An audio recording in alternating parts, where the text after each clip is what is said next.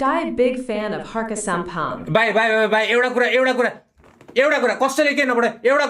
कुरा म के भनिदिन्छु भन्नु नि होइन नेपाल भोलिको दिन अमेरिका होस्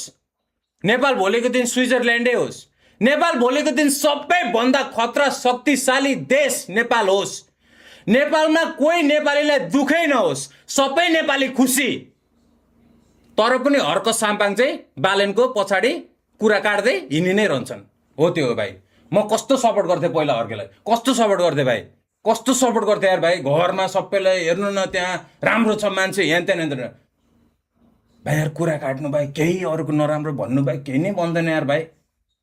त्यस्तो कुरा नगर भाइ नगर त बिग फ्यान हो भाइ त बिग फ्यान हो तेरो दिमाग चलेको छैन भने त बिग फ्यान हो भाइ मेरो दिमाग चलिसक्यो भाइ पहिला एक जमानामा बिग फ्यान थिएँ भाइ हर्क साम्पाङको बिग फ्यान थिएँ भाइ म पनि बिग फ्यान थिएँ भाइ म बालेन हर्क साम्पाङ बिग फ्यान थिएँ भाइ म बालेनको म अहिले छु तर हर्केको छुइनँ भाइ म हर्केको छुइनँ भाइ त्यो चाहिँदो भन्दा धेरै गर्नु हुँदैन क्या त्यो हिपोक्रेट त्यो दुई धारे कुरा त्यो दुई चुल्टे कुरा यस खाँचे भन्दा त्यो पोलिटिक्सको कुरा नगर भाइ अघि कुन गाना भन्दैछस् भाइ तैँले